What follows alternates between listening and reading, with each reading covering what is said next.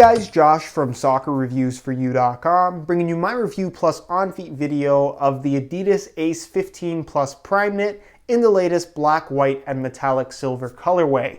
Now inside the box, they do include a string bag to go along with the shoes themselves. The string bag is a perforated mesh material, black in color with black strings. You're going to find your Adidas football branding in white at the bottom, and then the Primeknit branding going down the side in big white letters. Other than that, all you're going to find inside the box, as you guys can see, are the shoes themselves. So we'll get these guys out of the box really quickly, and we'll take a closer look at the second colorway release of the Adidas Ace 15 Plus Primeknit, the Primeknit variation of the Ace 15.1. Now in today's video, we are of course going to take a closer look at the colorway, talk tech specs, performance, how these differ from the regular synthetic Ace 15.1, take a look at the weight of the shoe, as well as talk about how these things fit and feel on feet. So if you are interested in learning more about this particular variation of the Adidas Ace, please stick around, watch the entire video. If you're interested in a pair of these for yourself, you can check out the review page on my website. That'll be the very first link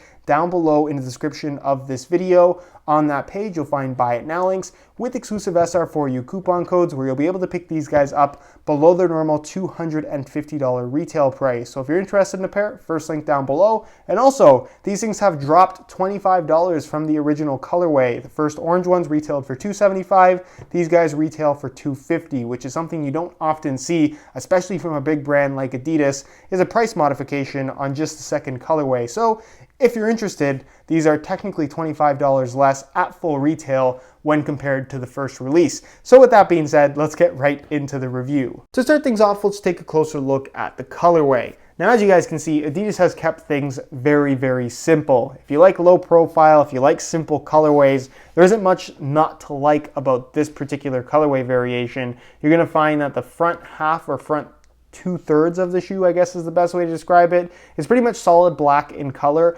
Unlike the original Primeknit Ace 15 Plus, which featured an orange base with a clear kind of polyurethane cover, this one is solid black in color, so you don't actually get to see the knitted material underneath, just the texturing of it, which is kind of what we see with Nike's Mercurial Superfly and Magista Ober releases, where some have clear Nike skin and some have colored Nike skin. This one happens to be a solid color. You're going to find that the laces are black, the tongue is black in color, as well as the front 2/3 of the sole plate. You're going to find that the back half of the shoe is white, as well as the top of the tongue. That does reveal the Primeknit knitted material. The liner is white. The actual white at the heel is kind of like a matte color, whereas of course the actual heel counter is a shiny plastic. Same goes for the studs. And then you're going to find metallic silver in the Adidas stripes on both the lateral and medial side. They have a slightly kind of shiny look to them. They continue on to the bottom of the sole plate. And then of course the middle studs are clear. And you have a little bit of pink in the 6 main studs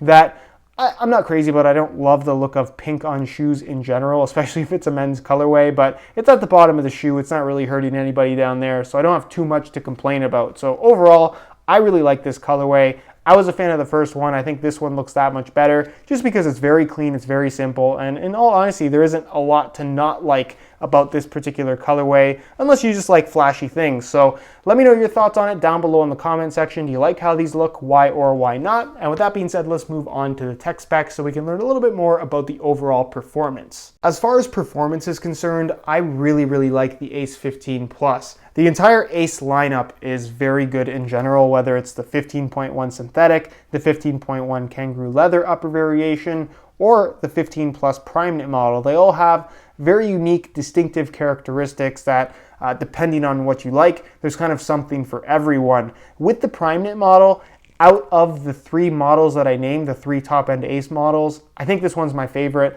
mainly because it's just so comfortable. This Primeknit upper is, in my opinion, the most comfortable knitted upper currently on the market, whether it be compared to the X15 Plus from Adidas or any of the Flyknit models from Nike, because it's essentially a similar type of technology, a knit-based upper. So what I like about this particular upper, and that's not to say that it doesn't have its flaws, is that it's super soft, it's super flexible. This is one of those shoes that I think pretty much 10 out of 10 people could put on their feet and instantly feel comfortable as long as they have the right size. There's pretty much no break-in time required. The upper is good to go out of the box. With that being said, because it is so soft and because it is so flexible, it definitely does lack structure, especially in the forefoot and toe box area where the Adidas stripes are located. Not only are they there to have the branding of the actual Adidas brand, they're also there as stability elements because it is a kind of thicker synthetic material that attaches to the base of the sole. So the midfoot is pretty well supported, but this part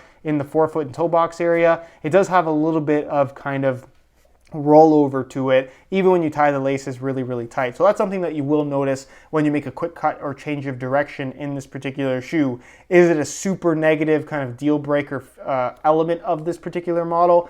Absolutely not. It's still a very comfortable shoe. And if anything, it reminds me a lot of a natural leather shoe, again, more so than any other knitted shoe that I've personally ever worn. So in terms of the comfort potential of a knitted upper, this is, in my opinion, the best example of how comfortable a knitted shoe can actually be. The actual texturing on the outside is pretty straightforward. The actual synthetic itself is kind of on the thinner side, but it does have a slightly padded feel to it as well. You have pretty much a smooth texturing on the surface aside from the little grip dots that honestly don't make much of a difference on this particular shoe. You don't really notice it. We're even on the regular Ace and the X15.1 as well because it's a feature there. It's just one of those things that's supposed to act as a wet control element. And again, it's not something you really notice or what's going to make or break your experience with any of the top-end Adidas models for that matter. The laces are off-centered, as you guys can see, being pushed slightly to the lateral side of the shoe, which I personally do not mind. You have a tongue which is made entirely out of knitted material. It's got the fuse kind of covering going across the center part that you can actually see, but the sides are completely exposed Primeknit, which is a little bit flimsy. It kind of makes putting the shoe on slightly tricky in that you kind of have to make sure that you don't have any overlaps in the actual knitted part of the tongue, the side pieces, because they fold on themselves pretty easily and it can be uncomfortable if it just folds the wrong way on you. So that's something that they definitely could improve. And then something they also seem to be doing a lot on their Primeknit models, or pretty much all the Primeknit models we've seen throughout 2015 from Adidas, is they have all these little cutouts running through the tongue, which is great in terms of holding the tongue in place, but I don't like that it leaves the laces exposed directly against the top of your foot. It's kind of a nitpicky thing to complain about, mainly because I just don't like the feel of the laces on top of my foot. Plus, because the majority of the lace is covered across the actual tongue, it makes it somewhat difficult to actually tighten the shoes and really difficult to actually loosen them. This is a problem that's easily fixed though if you just unlace the shoe entirely and relace it without using the cut throughs in the actual tongue. Based on my experience doing that, the tongue doesn't move around any more or less. And like I said, it kind of solves all the issues that I was complaining about. So not really, again, a deal breaker with this particular shoe. The back part of the shoe is pretty much identical to a regular Ace 15.1. You're going to find that it has a very deep fit in the heel, slightly wider as well. So if you have a really narrow heel, perhaps not the best option for you, although I have a kind of a narrow heel and don't really have any issues with it. I like the higher cut as well. You have these two little kind of bubbles on the outside of the shoe as well, which I have heard some people complain about. Not something that really bothers me. It just adds a little bit of extra bulk right around the ankle area of the actual shoe, which again, I didn't find to be an issue at all. The heel liner is a smooth synthetic material that's a little bit on the slick side, but as long as you tie the laces nice and tight, heel slippage shouldn't be much of an issue at all. The inside insole is fully removable. It features a mesh liner on top, perforations through the front 2/3 of the insole. You can see it's color coordinated with the shoe, having the split in the appropriate kind of part of the actual insole. And then it's just made from a single layer of this black foam, fairly thin, nothing too fancy, but it does get the job done. Moving back to the back of the shoe, you are going to find an external heel counter, which I really like. Don't see enough of these in modern soccer cleats, so I like that it is included here on the Ace 15.1. And then of course, you're going to find the sole plate and stud pattern. The sole plate, pretty straightforward. It's a TPU plastic, a little bit stiff in this kind of general area, the back half of the forefoot at first, but definitely does become more flexible over time. And again, once broken in properly, the shoe is very, very flexible and has a nice kind of stable low to the ground feel. This being an FG-AG stud pattern, meaning that you can use it on firm natural grass as well as artificial grass playing surfaces, is very versatile. In my opinion, out of all three silos from Adidas, the X, the Ace, and the Messi, which all claim to have FG-AG stud patterns, the Ace line is really the only true FG-AG stud pattern in that it doesn't feel clingy. It doesn't feel like a firm ground stud pattern when used on artificial grass. The only downside to that being that when you use these on firm ground, the studs are definitely on the shorter side. You can see you have your main studs, 4 in the heel, and then 6 main ones that are pink in the forefoot that are longer than the rest. And then you have all these little studs in between. So again, on firm natural grass, especially a nicer field, you may find that the studs are kind of on the shorter side, or at least shorter than you might like. But what you get in return is a very low to the ground stable sensation because of the shorter length of the studs. And if the ground is nice enough, especially on harder ground, you're going to find that all these little studs in between really do their part in terms of giving you a very kind of strong bite, despite them all being conical in shape. They're very small, they're very narrow in profile, so they dig in quite easily. So like I said, you get a very consistent kind of push off no matter how your foot is planted, especially with that flexible sole plate. So lots and lots of studs under your feet at all time, which pretty much on firm ground or artificial grass makes for really, really good traction when pushing off in any direction. So as far as sole plates and stud patterns go, one of the best on the market, the best if you're going to be using it on both firm natural grass as well as artificial grass. Because in my opinion, like I said, this is really the only true FG-AG hybrid currently on the market. So that's pretty much it in terms of tech specs and performance features that you should know about. Really big fan of the Ace 15 Plus. It's not a perfect shoe, but it's a very, very good example of how good and how comfortable a knitted upper can be on a soccer shoe type platform. In terms of weight, the Primeknit Ace isn't noticeably heavier or lighter when compared to the standard Ace 15.1 synthetic upper variation. So with that in mind, I'm going to weigh this pair for you today in real time using this scale. Keep in mind this is a brand new pair in a size 9 US. We're going to throw them on the scale, and you can see that they weigh in at 9.55 ounces, the equivalent of 271 grams. So for a high-end soccer shoe in 2015, that is not particularly light. With that being said, it's not particularly heavy either. They're not going to blow you away. They won't feel super light on your feet, but they are very comfortable. They do feel very solid, and it's just a very solid shoe in general. So again,